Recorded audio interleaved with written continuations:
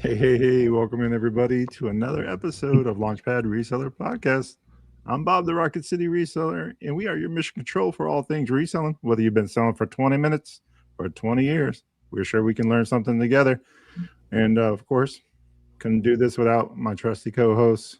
We have from the wild, wacky world of whatnot, she shed 244, Ashley. Hey, Ashley, how are you tonight? Good. How Doing about good? everybody? Yep. Good. Doing good.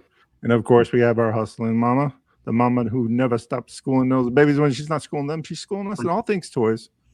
Of course, Ellie, Tennessee Treasures. Hey, Hi, Ellie. everybody. And of course, the reason why you're all here, the one, the only, the road to 500K. I'm scared. He's a legend in the making. ShawnsFinds. Hi, Hey, Sean. Welcome. Welcome in, man. How are you? I'm good. How about you guys? We're excited for you to be here. I was just telling you off screen, I'm a fan, and I know that there's a lot of people who are as well. So I appreciate you doing this and taking the time to talk to us. No, I've been looking forward to it. Yeah, for sure. So you got a lot going on, but before we get into that, normally what we do is we start with, how you came to reselling and things like that. And normally people usually start about like when they decided to start reselling. But if you happen to have a story about when you were younger that led you to it, that is also nice. So those types of things I think people can appreciate because that kind of leads the story.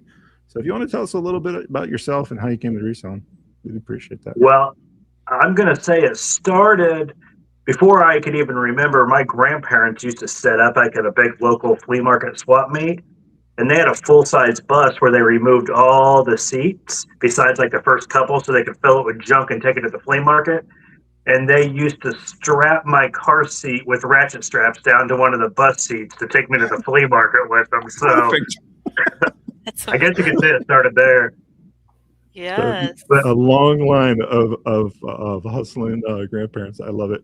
I am jealous. I might steal that idea. School bus to the flea market. Yeah, That's that's awesome. genius. That's but then genius. after that, I grew up pretty poor, so my family went yard sailing on the weekends just to buy stuff around the house, our clothes, tools.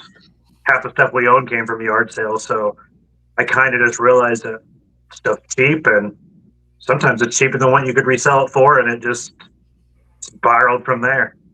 Yeah. Nice.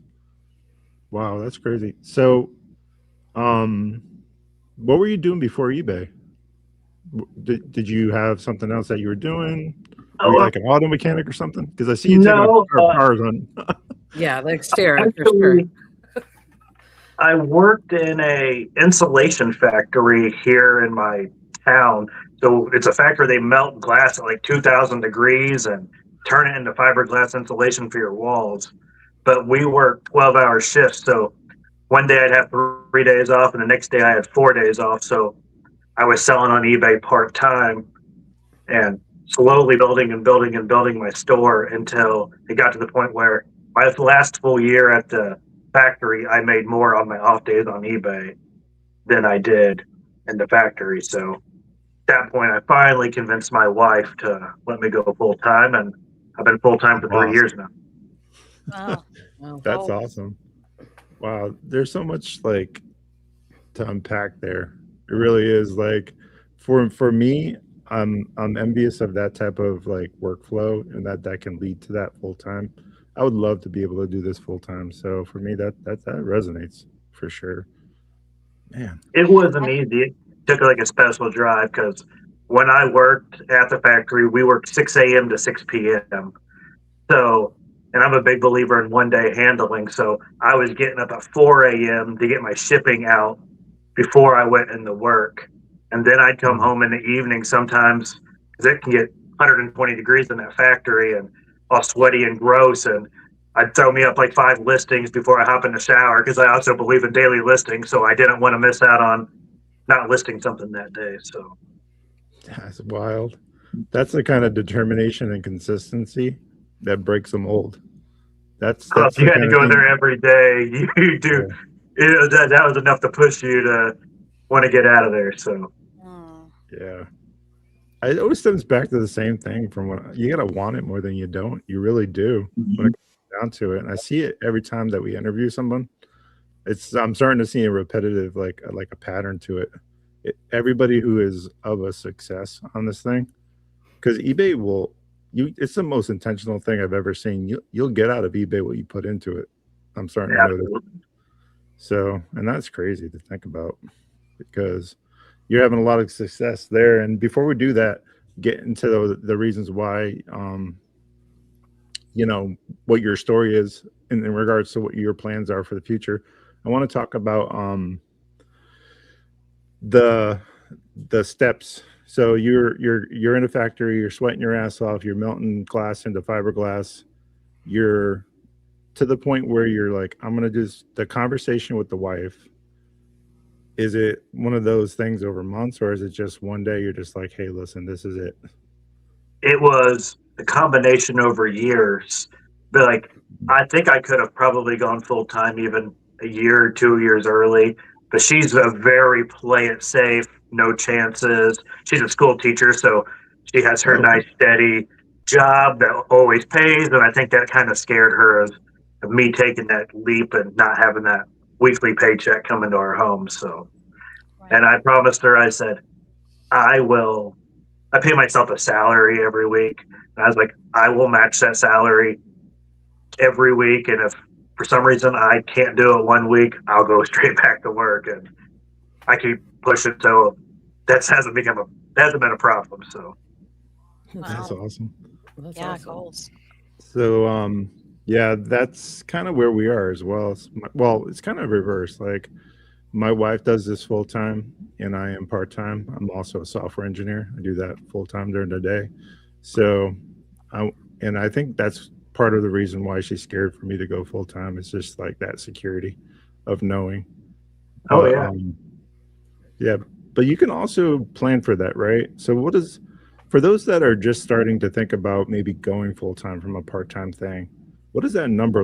You don't have to give me exact numbers, but what does that actually look like? Do you have 3 months in the bank of like costs and expenses? Like, what's that? That's me and my wife are kind of Dave Ramsey-ish kind of people. I don't know if you're familiar with them. So we always strive to have that backup in the bank. And I made sure I had it in the business account as well. So I could pay my salary regardless of what sales looked like. So.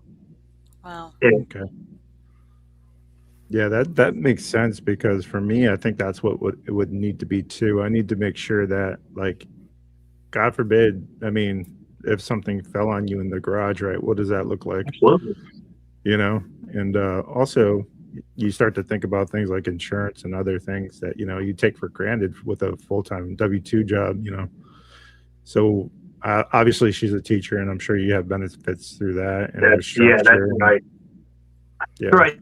I get mine. I've been trying to kind of talk her into joining me, but that's a whole nother leap. So yeah, that's an interesting thing that brings us into the next thing. I know the crew here has a bunch of questions, but you have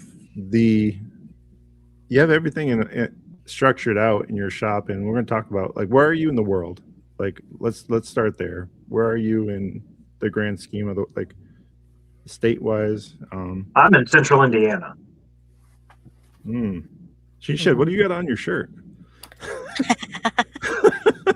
I don't know if you've heard of Eaton or Muncie, but that's where my mom and my dad are from. Is from Eaton. So I'm about an hour from Muncie. So that's what I was like. Yeah, it shouldn't be but an hour because I know I've been through Shelbyville.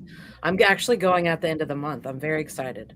I'm ready for pork tenderloins and Pizza King. Yeah, we have those.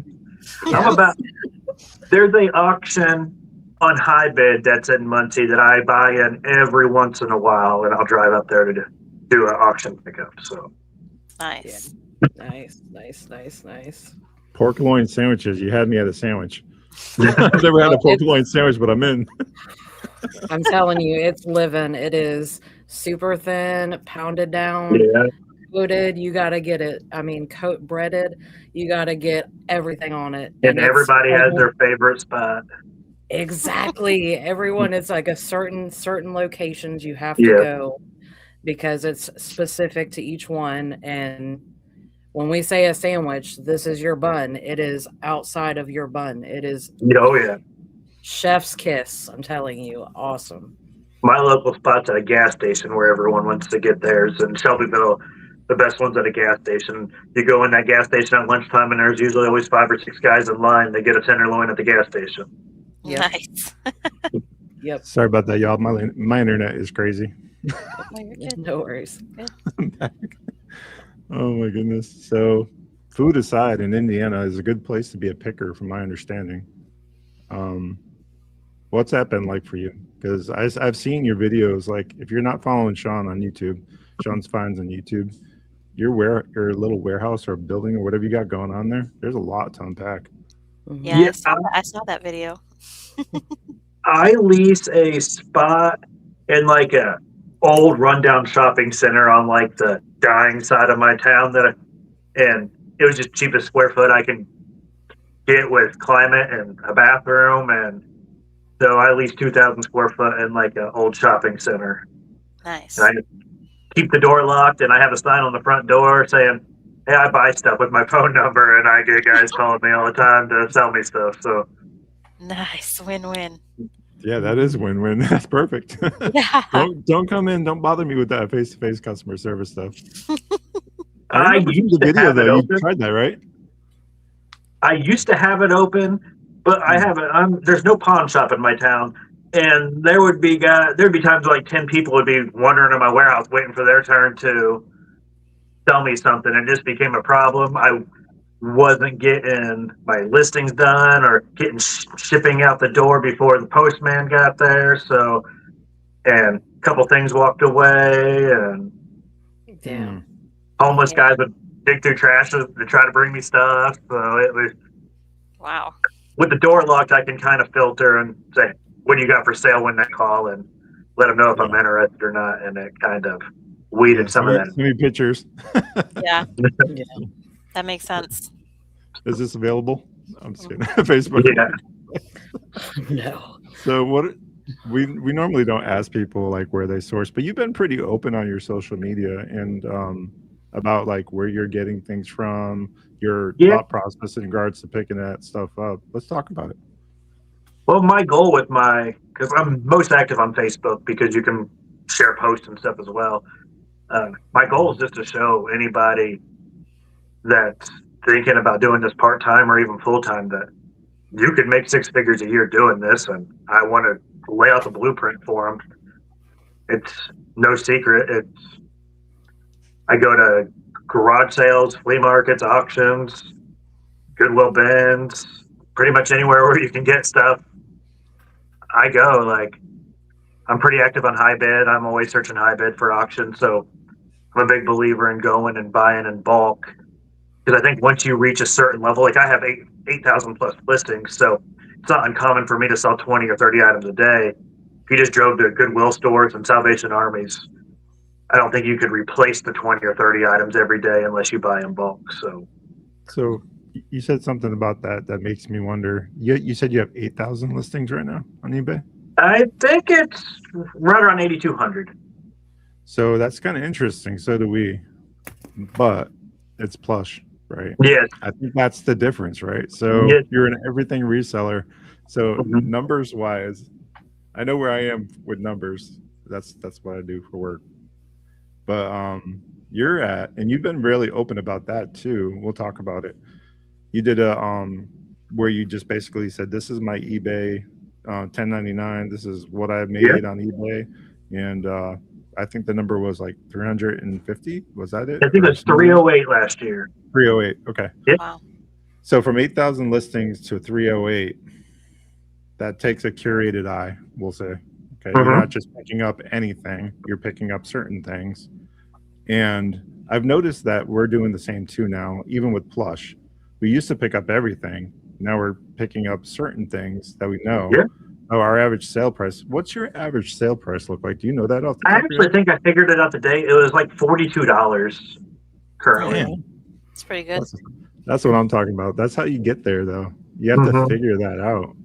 And I think that's where a lot of people struggle sometimes when they first, specifically when they first start, right? they tend to like, I know I can get this and I know I can sell it. But that's true. You can do all those things. You can sell it with enough time, enough patience, enough space. Yes. But sell-through rate, right? How fast can I sell it, and for what price can I sell it? Right. Do you have a line in the sand, or is it? I'm actually not one of those snobs. You hear the guys online, I only buy stuff that's $50 or more or $20 or more. When I go to auctions, a lot of times, I don't know how, if you guys are plush buyers, you probably don't do a ton of auctions, I'd imagine. But a lot of times, you can't just take the one item. They want to give you like a whole tote as random stuff with your one item. So sometimes you're buying that one good $50, $60 item that's in like a box lot of a bunch of $10 items. And I'll list that $10 stuff because it's either listed or throw it away.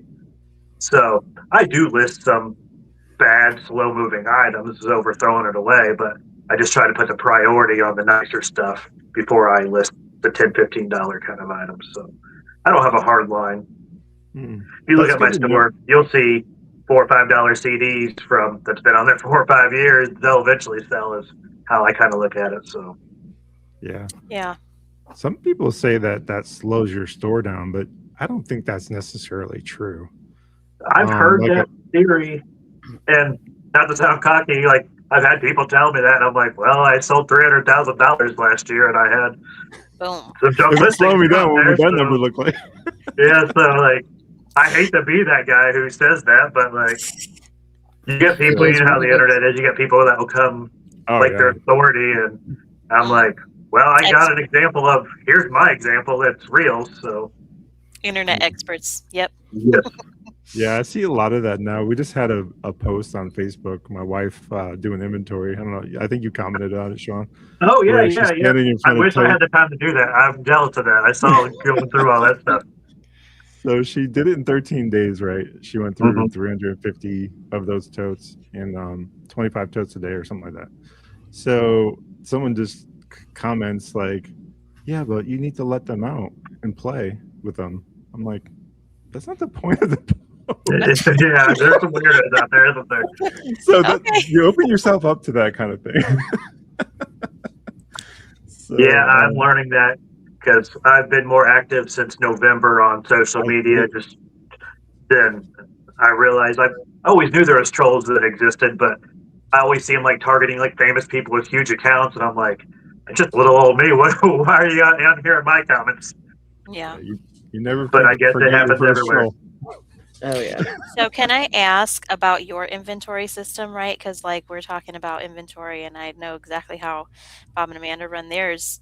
I watched your video on YouTube. That's like the garage tour. I can't remember what time. And so you have like everything. How do you keep track of that? Do you just have a spreadsheet, or? I use the eBay custom SKU.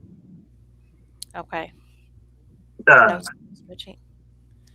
I just in the custom SKU on eBay, I put the bin number or the shelf number, and I put the date that I listed it on there, because then when I get offers down the road, I can see, oh, this has been on here forever. So then I can take, accept, or send more aggressive offers. So yeah, I just put it in the custom SKU, and then when you sell it on eBay, or if you sell it on iCrossList, if you sell it on one of the other platforms, the custom SKU just goes along in Nifty to the other platforms, obviously, besides Mercari and stuff. But Shawn, it's funny that you mentioned Nifty, because this video is sponsored by Nifty. So if you're not using Nifty.ai, you really want to think about doing that, because it also is an inventory control system, like Shawn just mentioned. You can cross list, you can use generative AI, you can do Poshmark share closets, you can share your listings, and recreates listings for you. It's a part-time employee for $89.99 that does full-time work. Be sure to check out Nifty.ai, code Rocket City, for 15% off your first month. Thanks, Shawn. And if that wasn't enough, hey, take a moment and make sure to subscribe right now, because Bob, remind me the percentage. 90% of people that watch this, Shawn, can you believe it? 90% of people that watch these videos do not subscribe to the channel. Can you believe that? I'm not surprised. Watching or listening, please subscribe and hit that like button. Everybody's watching, but no one's hitting the subscribe. Come on. You have that problem? They need to subscribe. I think if you're once you're done subscribing to this one, I want you to go over to ShawnsFinds. I want you to subscribe to him too, because on Facebook, on Instagram, and on YouTube, let's talk about what is it always ShawnsFinds on all Yes, three? it is. Yep. There you go. It's as easy as that. It makes it super simple to find them on the internet. And you're going to want to do that because we're talking about the road to 500K next. And with that, Shawn, what's that look like for you? You went from 300 and your goal is to get to 5. Let's talk about what that looks like. Well, I'm trying to do 500 gross amongst all the platforms, and that includes my flea market booths.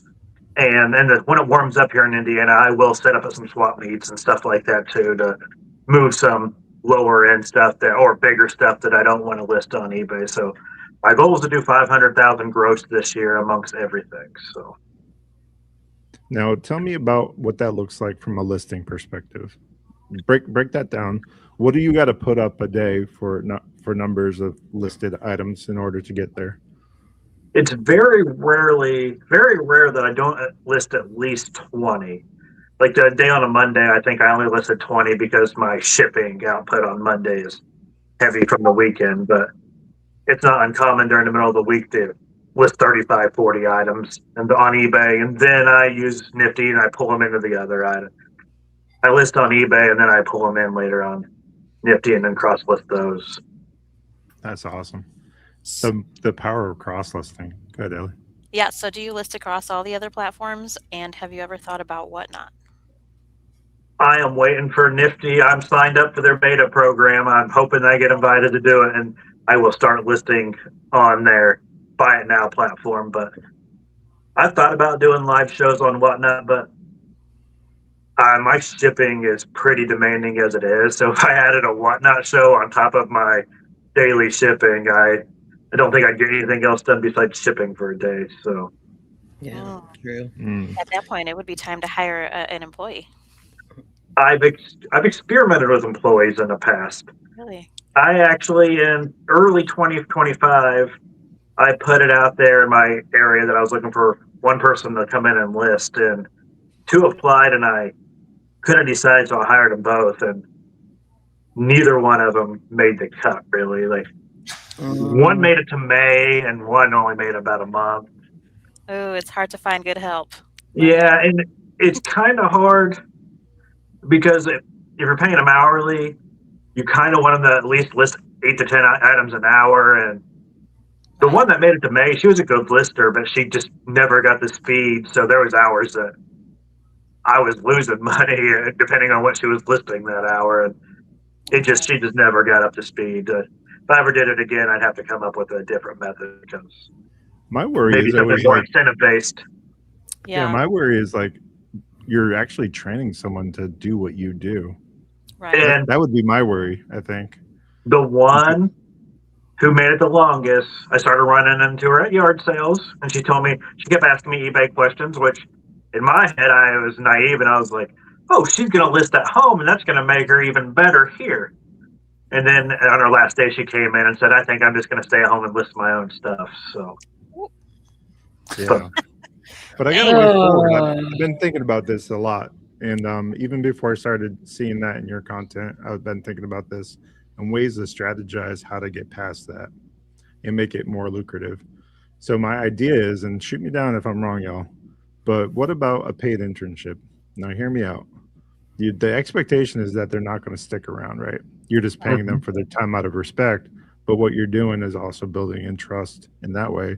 You know they're going to leave. Is it worth the squeeze? Is the juice worth the squeeze in that, depending on the person? Because if they're a college student and they're a business major and they're all the things, maybe they have all the key markers to do it. You know, I wonder if that would be a way forward with that. Interesting.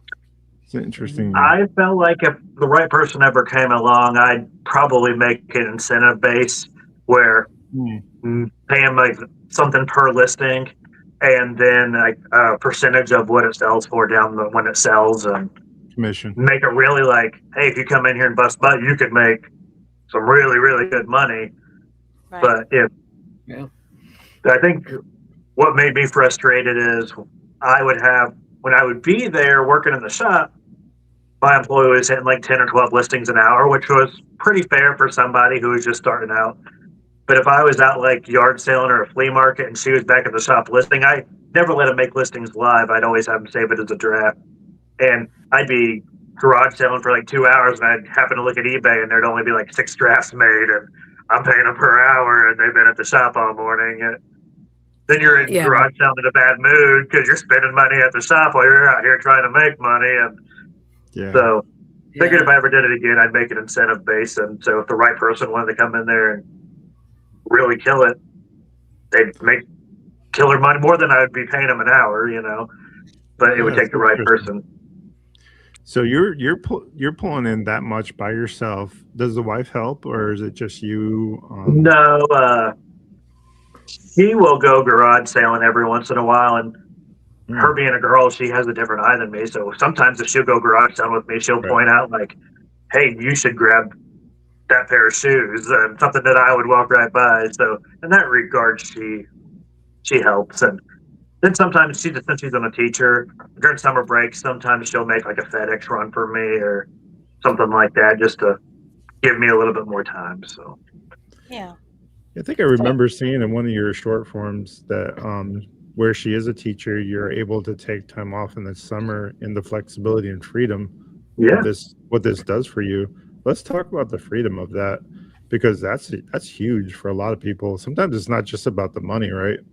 It's about that little bit extra time. No, we don't have kids, so we travel quite a bit. So before, when I worked somewhere, we had I'd put my vacation in way in advance and hope it works out, or hope they don't try to schedule me extra forced overtime days leading up to the vacation, and now it's just we book a trip and I put it on vacation mode and we go out. So that's fantastic. Yeah, I love that for you.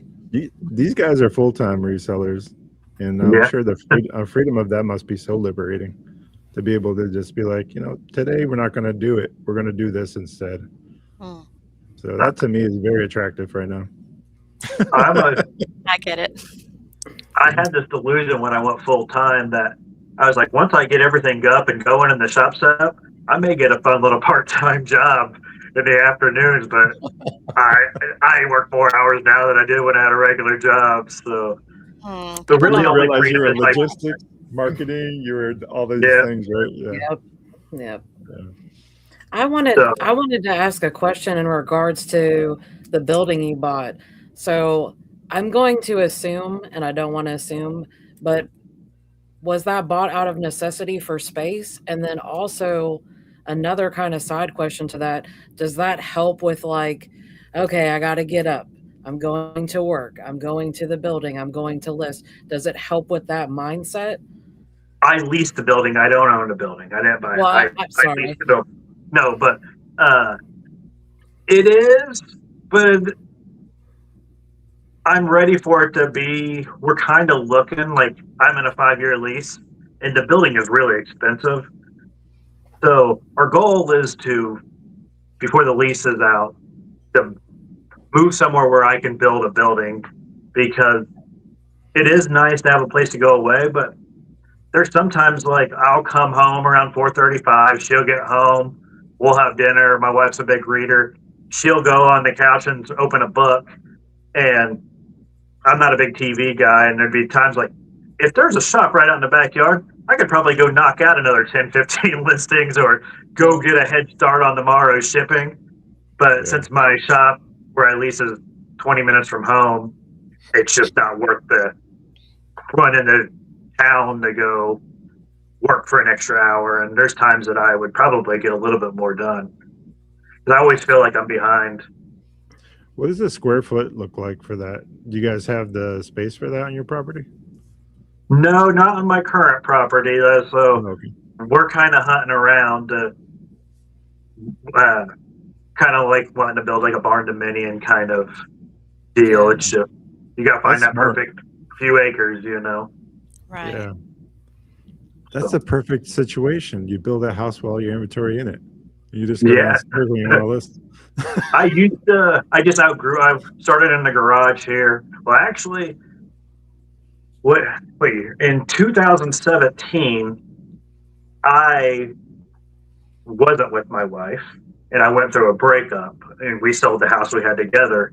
And until I found like an apartment, I crashed on a buddy's like spare bedroom floor, and I had an air mattress and one little plastic shelf with my inventory and my laser printer, so with like 100 listings on it or whatever. And then I found an apartment, and then it overtook the spare bedroom in the apartment. And then I got with my wife, and we bought a house, and it overtook the garage and then the basement. And then it came to the point where I had to go find a spot to lease because I can't fit 8,000 listings in a death pile in the house. So, True. Yeah. True. That's a wild story. So be encouraged for those that are living that right now, right? So just know that Yeah. there's a way forward, even with that, right? yeah, You I've had can- people Yeah. I've had people tell me like, well, I can't do what you do because I don't have that space. And I'm like, I didn't start with the space. I had to work my way up. And I've had people who use the excuse, well, I don't have a truck. Like, I didn't have a truck all the time either. Like, if I didn't have a head start, that's why I like to try to prove that anybody, as long as you're willing to put in the 50 hours a week, can. There it is, right? It's the work, I think, is ultimately what's scaring people. Yeah, Because they want an easy way, right? Which is human nature to want the easy way. But to tell you what, the better way is the hard work way, because that's the one that pays dividends, right? So I think it's a combination of the work and the finances. Like, you gotta, when you're working for yourself, you gotta budget. Like, there's weeks that I sell $10,000 worth on eBay, but that doesn't mean I have $10,000 to go do whatever I want. My weekly paycheck stays the same every week, and the rest stays in the business because you got to be ready to a good opportunity, or you're at the right auction and you want to go drop a few $1,000s at the auction. You got to be able to drop a few $1,000s at the auction, and you can't take your 10 grand and go on vacation for and spend it all on a vacation. So I think it's a combination of people either not managing that or able to manage the time or be willing to do the work.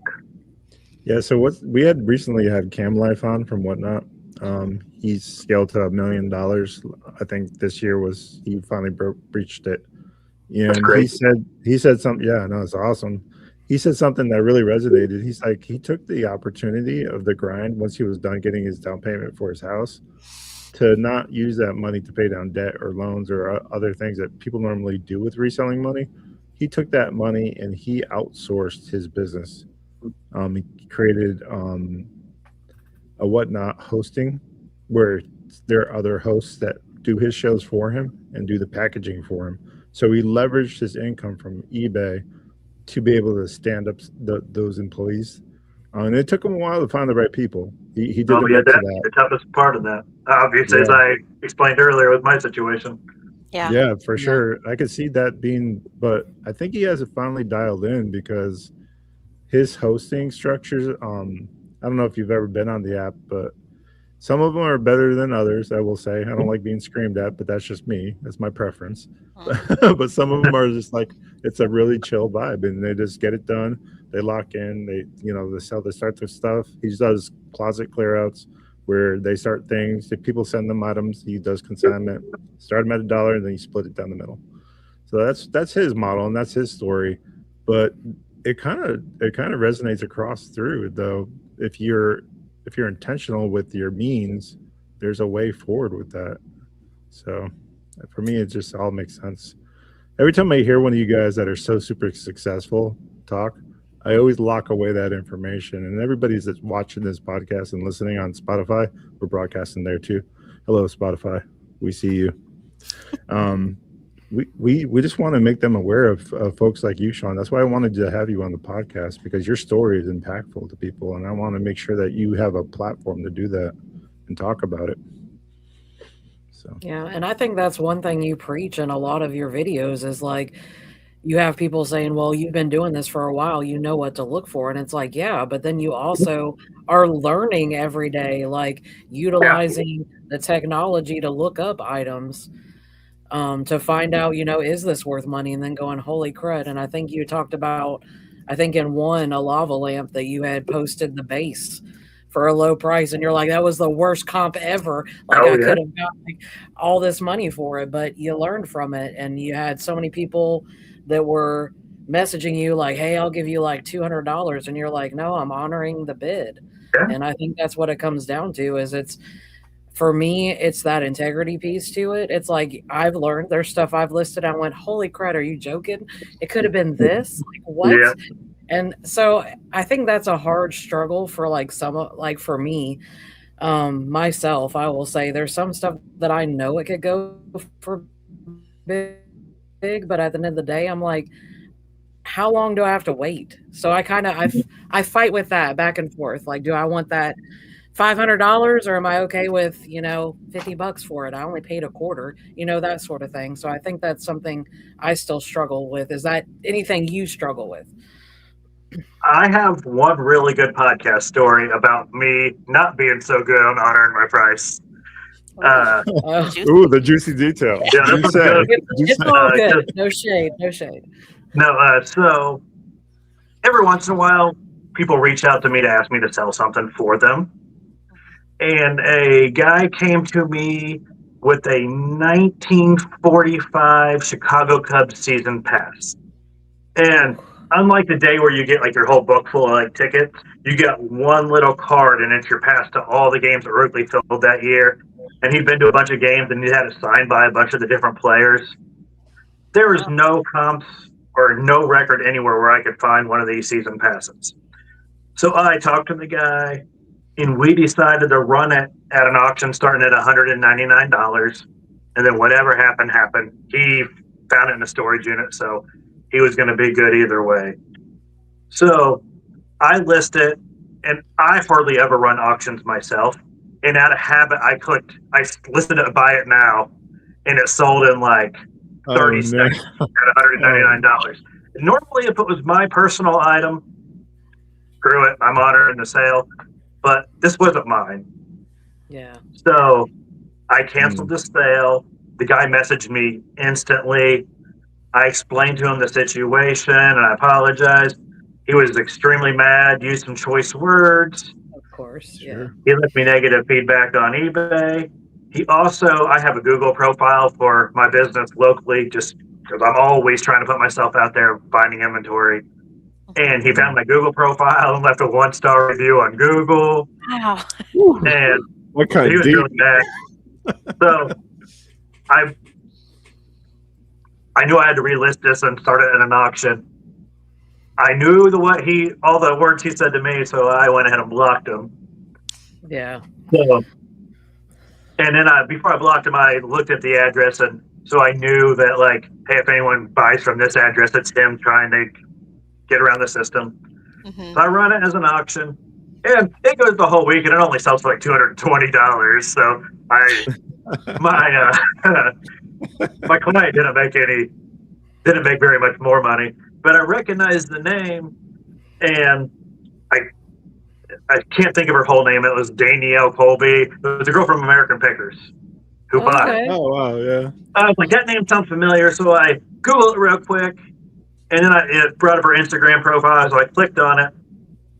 And after that guy originally called me all those bad names, I kind of looked him up. She's engaged to the guy that I originally sold it to, and their Instagram pictures are together.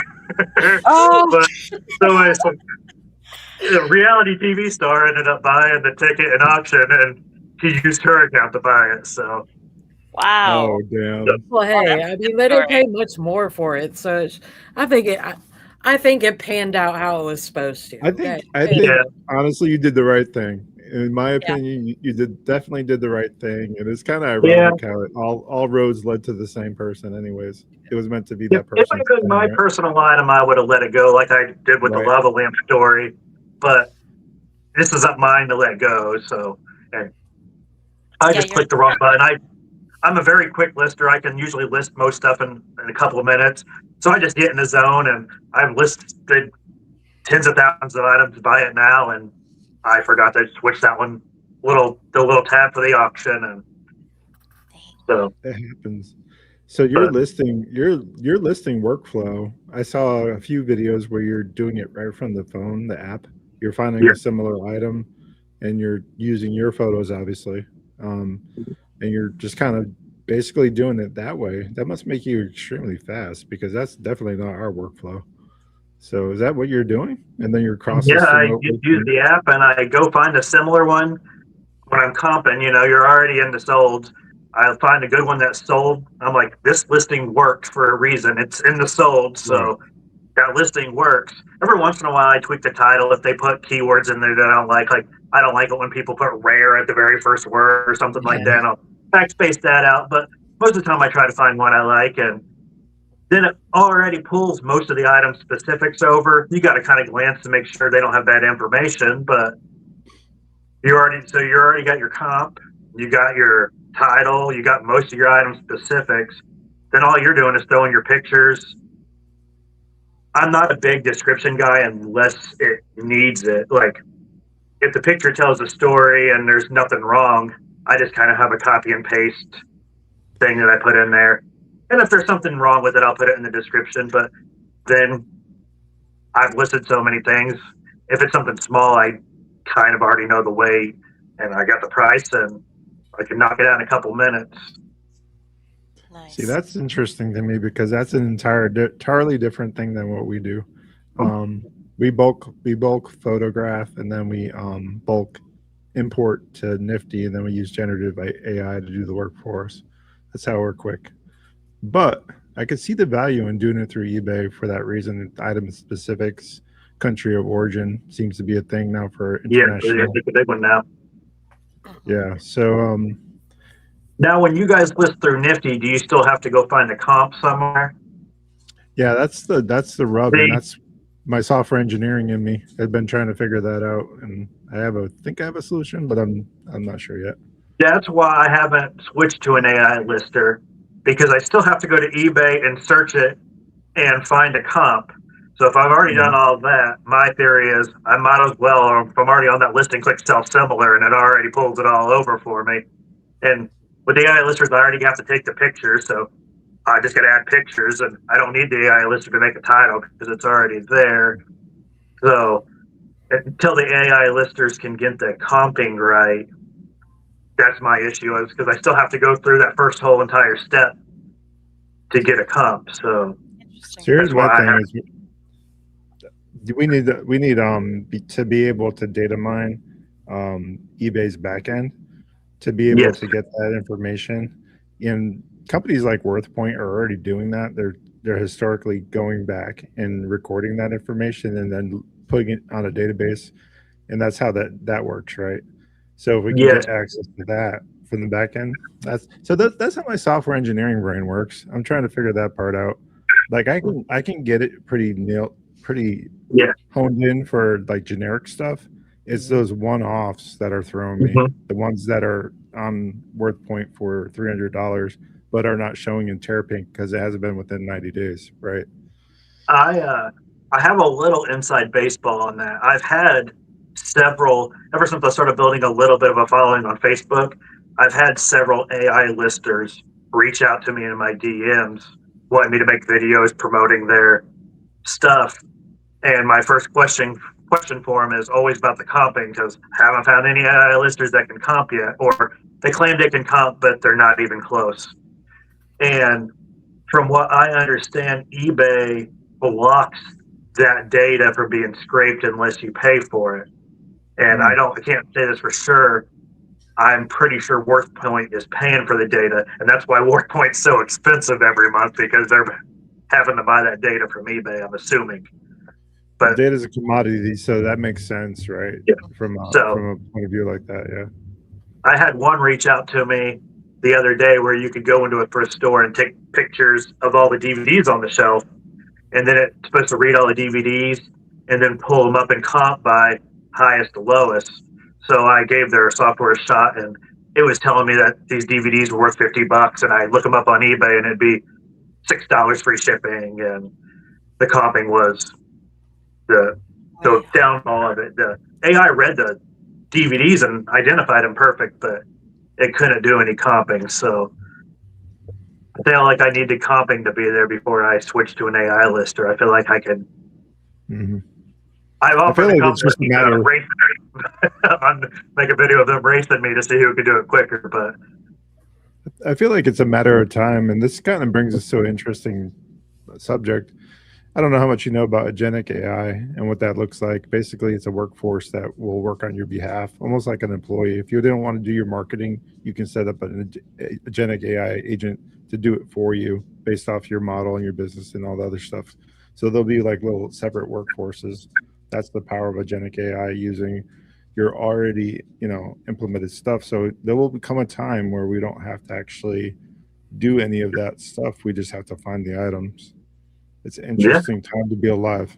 I'm looking forward to it. If any way I can get more listings up quicker, that would be great. I'm just waiting. Yeah. Like, I think right now, as long as eBay blocks that data, it's going to be hard for anyone to make the perfect listing software. I agree. So that's why I use Nifty for cross listing. I use it for all the back end stuff like sending offers. I have it do my end sell similars and end listings and do all my sharing on Poshmark. But I do not use that. I don't use the listing feature yet. So I'm going to do something that I've never done before on a podcast for you, Shawn, because I enjoy you so much. I'm going to have you shout out your code for Nifty. What's your code? Oh, no. This is your audience. No. You're doing it now. What's your code? Come on, seriously. No. This is yours. No. Come on. I'm going to find out what his code is. I'm going to post it in comments. Yeah. My code's pretty easy to find. I share it on Facebook quite often. So. I know. I'm gonna get it. So if you don't tell me here, I'm gonna get it and put it in the comments. No, this is your show. I want this show to succeed. I actually, during COVID, I started a podcast with friends and we fizzled out, and it wasn't reselling based, and it's hard to get a podcast off the ground. So I'm rooting for you guys to pull it off. We appreciate that. Yeah, we just had a podcast meeting yesterday, and the growth that we've had on the podcast is pretty incredible, considering that 90% of people don't sub. Yeah. Yeah. Like a lot of the other reseller podcasts are guys who have been on YouTube and already have big YouTube followings to kind of give them that little kickstart. And you guys are really starting at the ground level. So I'm rooting for you guys. We appreciate that. I appreciate that you recognize us in the space like that, because it is grassroots, really is for us. We're trying it from the other side of, I went from 0 people on Facebook in January to being monetized on Facebook in two months and 10 days. So it's great what Facebook is doing, monetizing people that early on.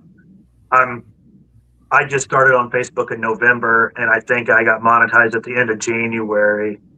And it's the only it's the only platform I'm monetized on, but it kind of keeps you going because I cross list all my videos on I'm using reseller terms. I cross post all my content on other ones, but I'm not monetized. But Facebook keeps me going because I may have fizzled out by now if it wasn't for Facebook posting on the other ones, because it's a grind to get there with.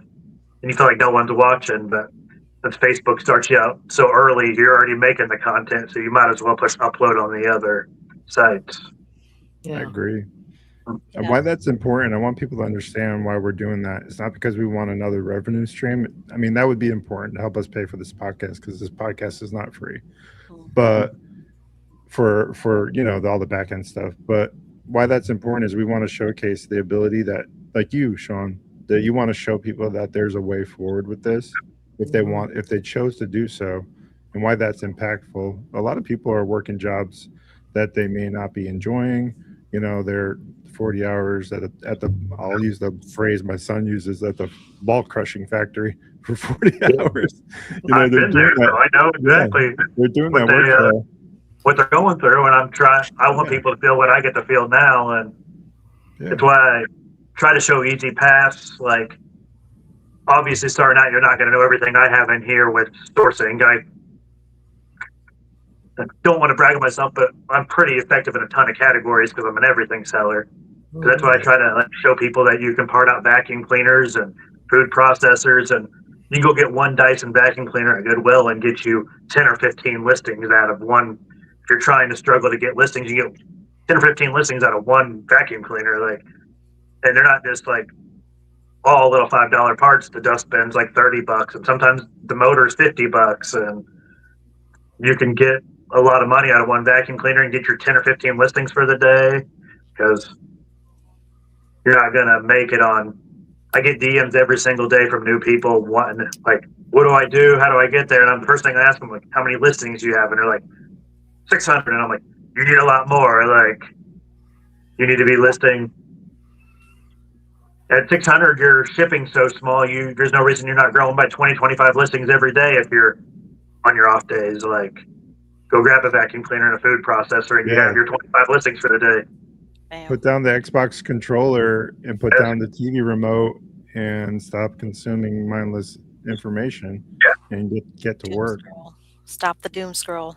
Doom scrolling is a thing. Yeah.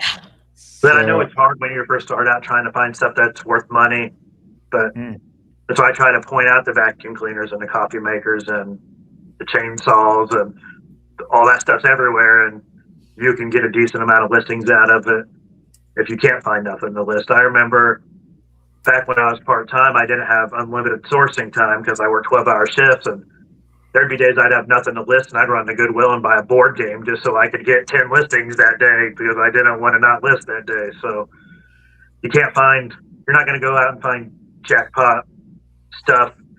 Some of these content creators only want to show like the big, really crazy priced items, and you don't find that every day. Like, if you can go to 10 Goodwills and not buy not find anything over $20 that day, but there's always that kind of stuff's in every thrift store. So that's why I show my content the $8 to $12 range. That's why I show that stuff on Reels when I'm doing that, because that's the actual stuff. That's the bread and butter, the stuff that you can sell 20 of them a day. It might take 6 months, but if you have enough inventory, that those 6 months that it's been sitting, you have 30 things in that 6 months that are selling in a day. That adds up quickly. So that can make the difference. That's an electric bill. That's a car payment. Those are the things that we're talking about here. And you're building like an eBay store that starts to develop daily listings, and I'm not going to pretend to be an expert on eBay's algorithm, but you're building trust with eBay, building feedback. eBay's seeing that you're getting your stuff shipped out every day. And my strategy when I was building is I just built as quick as I could till I got to the breaking point, which was a little over 8,000 listings. I don't know if I could handle replenishing and shipping out more, but I just got as big as I could till I knew where, like, okay, I can't do any more work. And now I'm trying to focus on replacing a lot of those $7, $8 listings with $20 listings. And as they sell off, I'm not a big deal lister. Everyone asks me how long I let something go, and I'm like, I joke around that there's sometimes something will sell. I've been with my wife 9 years, and I'll remember buying it with an ex-girlfriend at a yard sale, and I'm like, it's been a while. But then when that cheap old listing falls off, I'm going to replace it with a $30 listing, and just keep building and building. I haven't added, my store hasn't grown in listing size, but it's probably grown 30 grand in the last quarter in like dollar value of the inventory wise. So profitability is what it's all about, regardless of the amount of listed. And I know that these guys have a ton of questions, so I want to see. We'll start with Ashley. Do you have any more further questions other than the pork loin sandwich, which was really important, by the way? It's key. I'm telling you, that's key.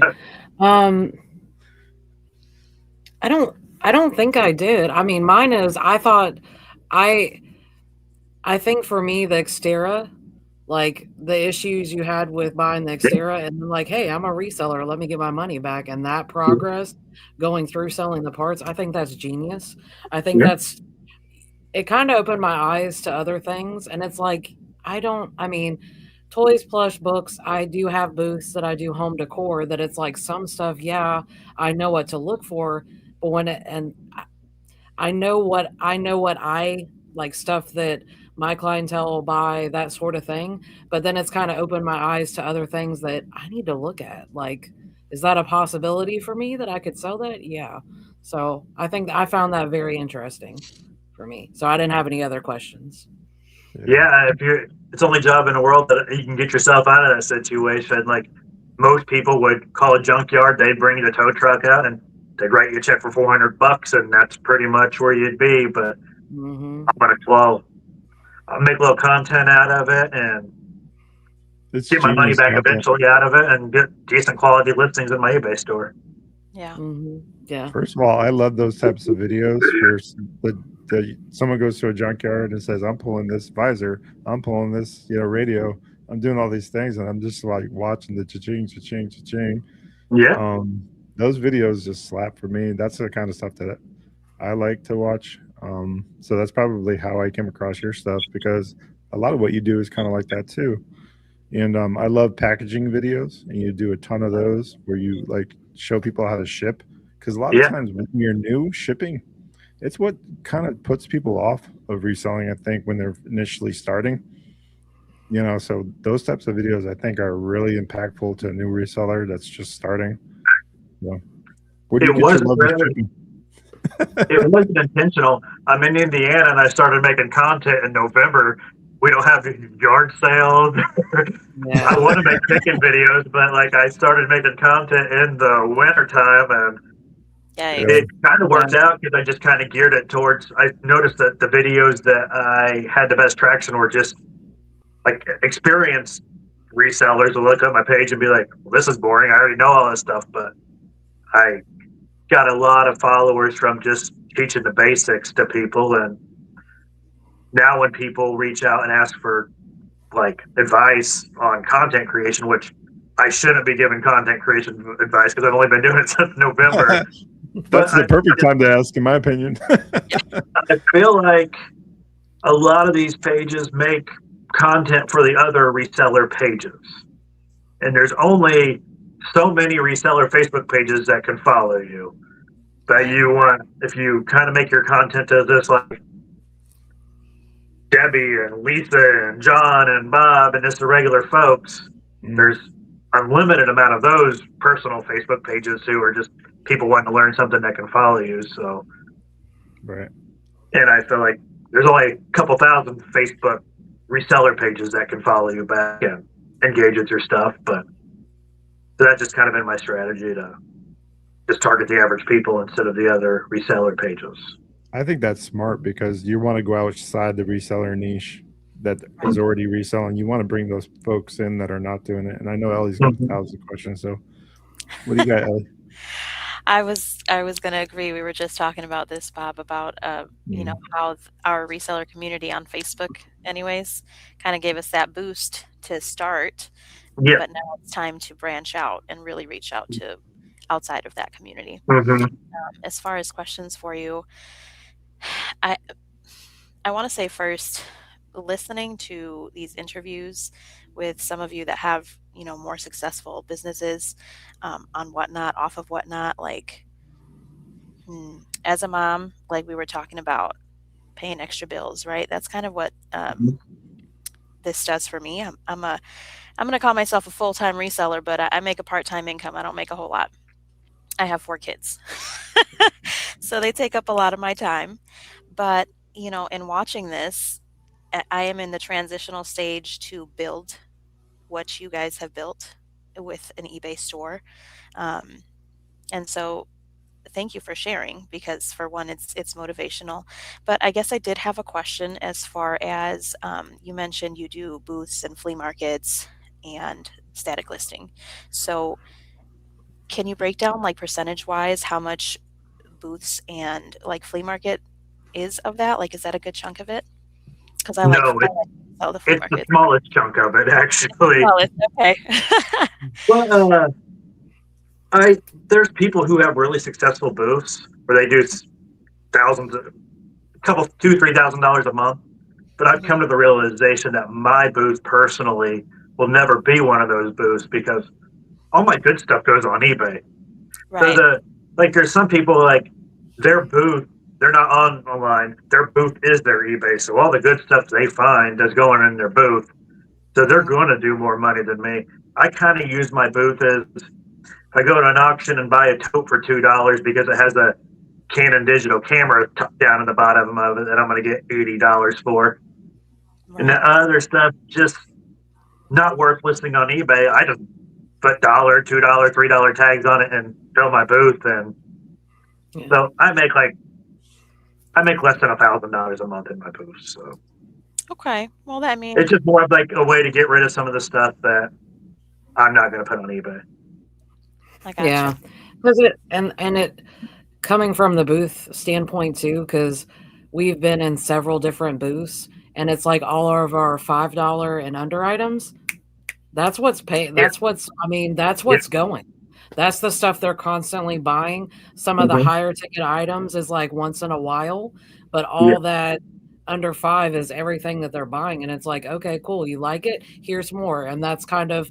I've been shuffling some stuff because our booths were mainly home decor, and I started putting some toys and plush in there, and I'm seeing a little bit of an increase, like that stuff going that I'm unable to sell on Whatnot on different stuff that I'm putting that way. And then too, I don't have to worry about shipping it is the other one. So I can see that because I'm with you. I think the most we ever made in one of our booths a while back was like they ended up closing. So everybody in the entire where we were at, everybody was doing half off. Our prices were already low. They were buying our stuff like it was going out of style because it looked like it was on sale, but it was the price. Yeah. And we need like $800, and that was that month because they were not taking any commission. We didn't have to pay the next month, so it was straight profit.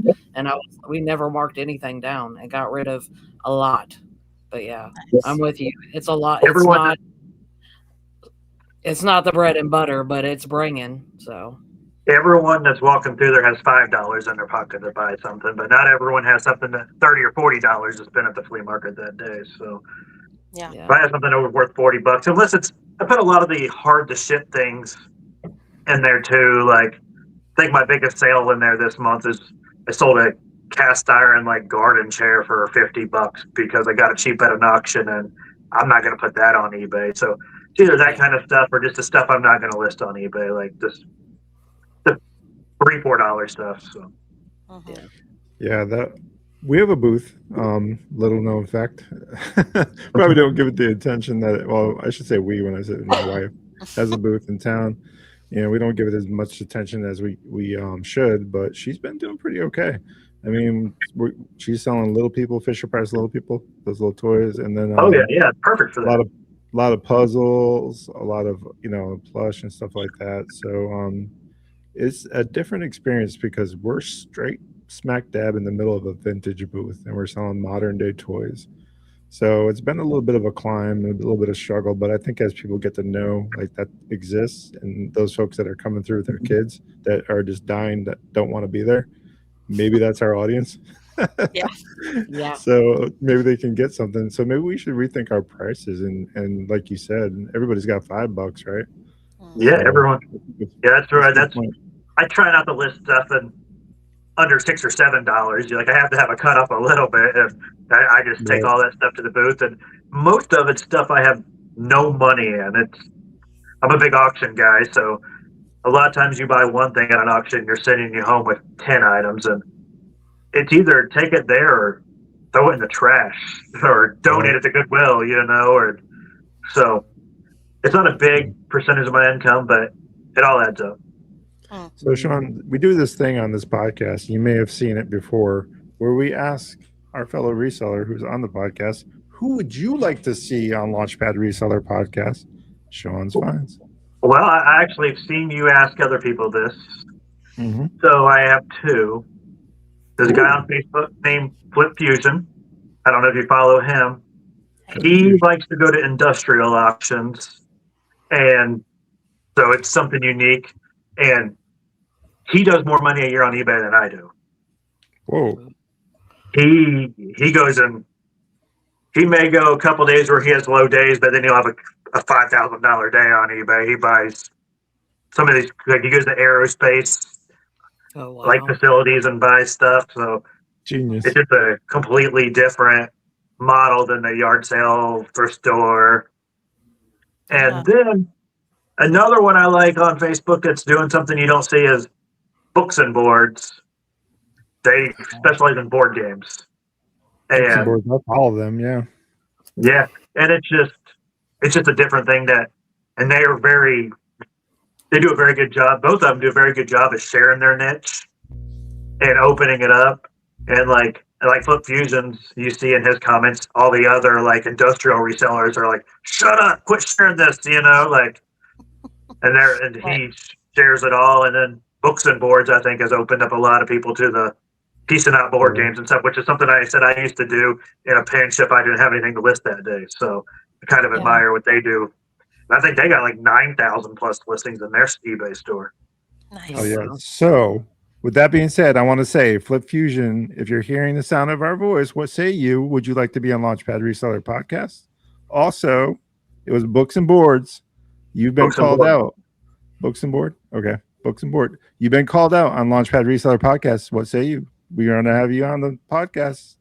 Let's do this thing. Let's scale your business in 2026, because that's what we're about here on Launchpad Reseller Podcast. And, there's so much to unpack there, because I love that reseller mentality. I really do. Can't say enough about that. Ellie's the one driving the behind the scenes of coordination for all this.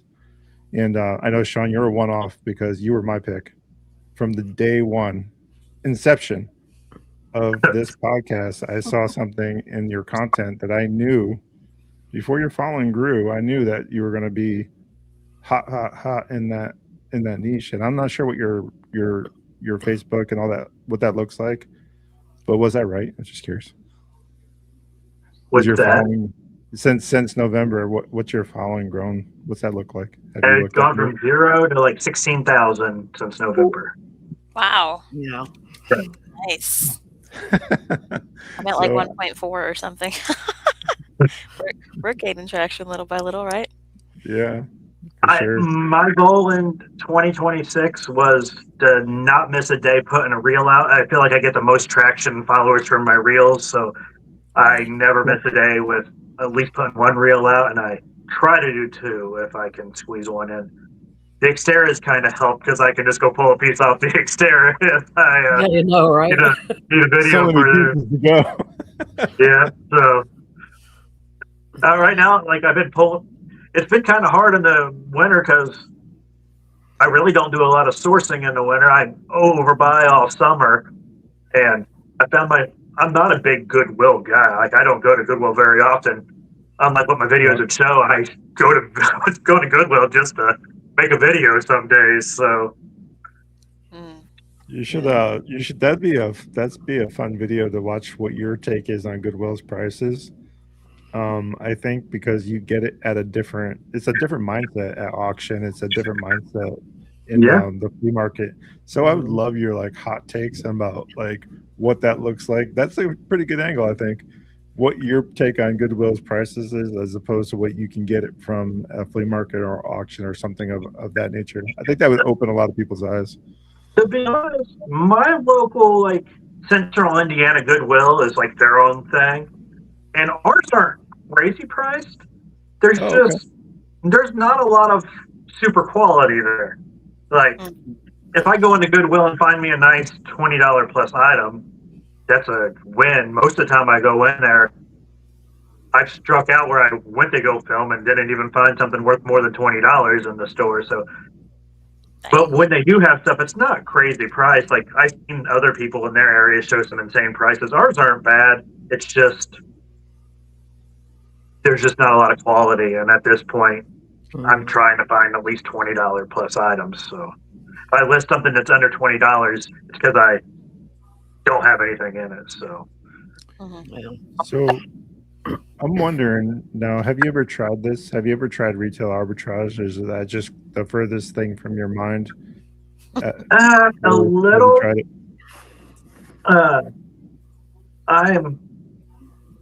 I'm not into the clothes and shoes category. Like I'll list it if it falls into my lap, and you see that's mainly what a lot of people are finding the better deals on that kind of stuff is. So, but it's just not I bought stuff retail arbitrage, but it's not something I try to do. Yeah, I saw a short form that you did about ball caps, like you scored a bunch of those. Yeah, that wasn't retail arbitrage. Oh, it wasn't okay. It was a guy who works for a large retailer, and it's his job to get rid of like shelf pulls. And he has my phone number, and he calls me and says, "Hey, I have this many ball caps. They're $4 a piece. Come buy what you want." And he always calls me because I'll buy a couple hundred, and then I think he takes the rest down to like a VFW hall and sells them by choice. Yeah. But he'll call me because he knows I'll come and buy a couple hundred. So, but Okay, I was curious about that. every once in a while, like I'll buy something if I see it in a store, but So it's not really my overbuying. thing. So your thing is overbuying it in the good months to make up for the Indiana. Hold on, winter. guys. I wasn't Yeah. expecting to do this on my phone. I'm gonna go grab my charger real quick. Okay. Oh, I thought I was gonna go do it on my computer. No worries, you're good. We're going to Yeah. talk about our weekend reselling while you're gone. So We should be able- give me the low, guys. How's it been? What's your weekend reselling been like last week? Ellie's like, I got nothing. I was like listing. I got nothing. I made a sale, and then they, what was it? I can't even remember what sold. I made a sale on eBay, uh-huh. and then they asked to cancel because they put the wrong address. So I accepted the cancellation, sent them a message. Sale never came through again. So Crickets. Mhm. Yeah. Well, Yeah, I recently made a video on that situation. I always tell people to do exactly what you do, and most of the time they never come back. So you always wonder what their intentions were. right. Mhm. Yeah, that's a good point. I mean, you did a series of eBay scam videos, like what to look for. So if you guys aren't tracking that, make sure you check out ShawnsFinds short form stuff. He did a series of those. Like when you're new to reselling, it can happen easily because you're so excited that you got a sale. Yep. You know, people are taking interest in you, and that's what they look for. They're counting on that. So They look for the accounts with low feedback because they know you're new, and they see blood in the water, and they know that the big one's the AI one now, where they're saying their item arrived damaged, and they'll send you an AI picture of it looking cracked. I'll tell you, they'll use anything that they can just to. Mm-hmm. That's crazy. That's wild. Well, I'll say that started to show up a little more on Whatnot, where I hadn't really heard of it. I saw for newer sellers, and I can't remember who. I don't need to say names, but one seller said she got scammed because she got an inbox from a Whatnot support username, and it said, click this link in order to get paid. And I think she paid I don't remember how much, paid out twice to somebody in order to complete registration or something. They didn't know any better. I want to say it was an older woman who just bought it. Yeah, and that's the biggest one that I try to tell people, because Whatnot, it even blatantly, they have a banner on your messages that says, "We will not reach out to you directly," or they want nothing to do with you other than getting their fees. Yeah, nothing to do with you. And like, so if you're seeing that stuff come in as a message request, I instantly block them. Yeah. I just start. Yeah, so that banner though is a little newer. I know this happened at least a year ago, maybe closer to 2 years ago, because I know that banner is something newer that they started kind of putting out because so many people were creating these ridiculous, weird Whatnot support usernames, accounts. Yeah. Man. So this is why one of the reasons why you need to follow folks like ShawnsFinds, because the content that you're putting out is meaningful for not just newer people, but for someone like me. We've been selling for almost 3 years, and I'm still finding value in some of that stuff. Your take on it, your perspective. Everybody has a unique perspective in reselling. And let's talk about one of those short forms real quick. It was the one where you take the package and throw it across the. Yeah. Let me make a packaging video. Somebody has to come in there and tell you you're doing it wrong because it's the internet. So, and every time I did one, I had one video where I had 3 people arguing, telling me I used too much bubble wrap, and I had like 3 or 4 people telling me I didn't use enough bubble wrap in the same comment section. So there's always somebody in there telling you did it wrong. Yeah. It was awesome because he's like wrapping this thing up and packages it up, and then all of a sudden, out of nowhere, he yeets the package, Ashley. He yeets the package across the room. I'm just like, what just? There's a funny story that after that, that I shipped that to a customer, and FedEx lost it. And the buyer was messaging me back and forth, like, "Are you sure you sent it?" Because it showed it never even got scanned at FedEx, and I wanted to say I'm positive that one. I did a whole video and everything. Send them the video. Like, I got video proof that I packaged that one up. Damn, that made it through the stress test, made it through the yeeting, only to be lost. Damn. Damn, you can't do anything about that. That's one thing I am guilty of. I'm not one of those that stays around and gets my packages scanned, and it never got its acceptance scanned. That's a lot to. I mean, that's a lot to sit around and wait for. Quite honestly, I've seen some of your Monday like calls, like this is my shipping from the weekend. Yeah, I'm just like, whoa. So what does that look like for you? Do you just like sometimes people drop them at the counter? Do you have to take them to the back or? No, I am with my USPS. I'm very lucky since I'm in a commercial building. My town has a commercial large volume pickup route that's in the afternoon and not in the morning with your regular mail. And they come and pick me up and like 4 or 5 other larger shippers. So I'm on that route. But the only bad part about it is they come anywhere between like 2 o'clock and 5 o'clock. So since I'm not at home, there's no like leave. I don't leave till the post office gets there. But then I'm in a small town. We don't have a FedEx or UPS. We have like a authorized shipping store that.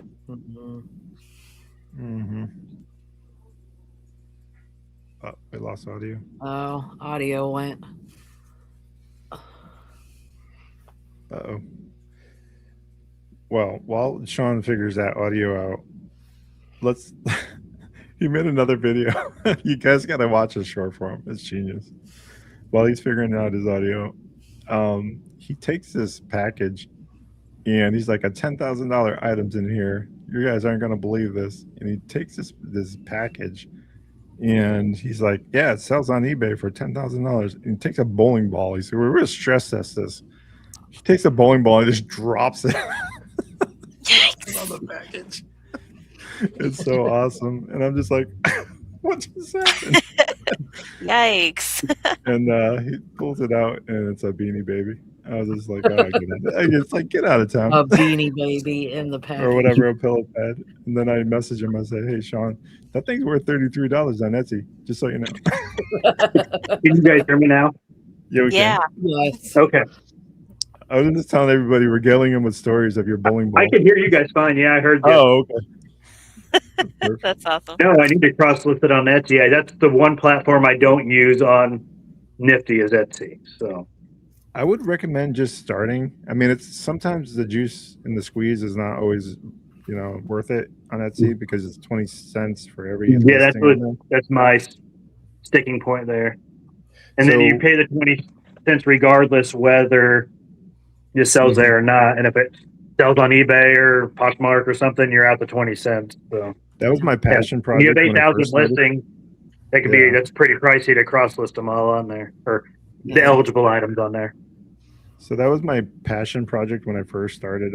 I paid it forward on that one, and I nurtured it, and I treated it like a child. Like it was my love. Like this Etsy, like it was ridiculous. Like every customer custom wrapped their package. Like it was wild. Like my level of expectation was right here. It wasn't down here with eBay. But in doing so, we created something that's meaningful now because it is absolutely a horse race between eBay and Etsy now. That's great. We built this thing to be like a velocity engine, just like eBay. We're selling half as many things for more money there our average sale price, I want to say, is $40-something on it on Etsy Mm. because of the vintage market, and it's a different class of buyer. Think of it like Walmart and Target, right? There's no wrong way there. It's what you can afford to buy. But think about the clientele at Target as opposed to Walmart, right? They have maybe a little bit more income and they can spend a little bit more money. So I think what you're seeing is those 35 to 50, 60-year-old folks are on Etsy looking for specific items from a certain time period and era. They're buying back their childhood, they're buying back nostalgia, whatever that angle is. We're seeing it in the numbers. Like, I'm getting the same amount of money out of Etsy and half the items listed. So I totally recommend doing that and trying to maybe pay it forward a little bit. Maybe not at the scale that you're at, but maybe just a few items. Like Yeah, maybe it'd be a good 100 idea. items. Well, that Beanie Baby we were talking about, you said that it Yeah. could go for 30 on Etsy. I've had that listed for like 14 and some change for 6+ months on eBay, and it's this old stale listing. I'm So telling you, I don't know what it is about certain items. We saw a ton of TY on Etsy. There's just a market for it on that platform. And I'm very transparent about that kind of thing. If you're going to sell it on Etsy, I recommend doing it because there's just more money there. And I'll sell things for 20 to 30% more than I will on eBay, honestly. And I'm okay with that because that's just the platform. There's more fees in regards to your initial setup. And I'm buying back some of that initial investment that I did originally now. So everything equals out over time. But yeah, it's really grown in a large way. And Nifty makes it so easy. Why not try, right? Mhm. yeah, So- well, most listings are 2 clicks on Nifty. You click and then if it puts it in the right category for you, it's just click the list it button, and that's pretty much it on most stuff. So I Yeah, love then it, and I'm a big believer in getting your stuff in front of as many eyeballs as possible. So Yeah, see, sometimes with the eBay, I mean, you do have to unlock global shipping. I don't think they automatically give it to you when you first start on eBay. But the thing about Etsy is the same thing. For us, as soon as we unhitched global shipping on Etsy, it was just wildfire at that point. I've seen people pay almost 3 times as much as the item globally to get that item because they cannot find it anywhere else, and the only place to get it is on Etsy. So we've had sales from all over the world come through there, and it's just crazy to witness that type of growth. Isn't there some limitations also on eBay as far as the toy category? Yeah, I think for particular items for tariffs, there's certain HS codes, I think they're called, where you can't ship certain class of items to the UK. Specifically, plush is always a bone of contention for me. There's something in that tariff code that says you cannot ship a used item in that category over. But it's interesting because that same item can be shipped to the UK through Etsy. So I'm not exactly sure. And Depop, I think. Yeah. I'm not exactly sure why that is or what their workaround, or if Etsy's just being very eBay. Got to remember, eBay is also a private corporation, right? Yeah. Which is why the first sale doctrine doesn't apply to eBay. Like if they want to Vero your item, they could do that because that doesn't apply to them because it's a private corporation. That's So crazy. they can make that decision on your behalf, and you got to abide by it because it's their platform and they can make the rules.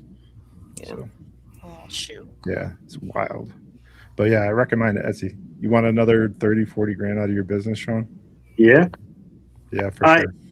the 20 cents isn't bad for the people on Etsy who are selling like one SKU and they're making it or a handmade item and they're using one listing to ship.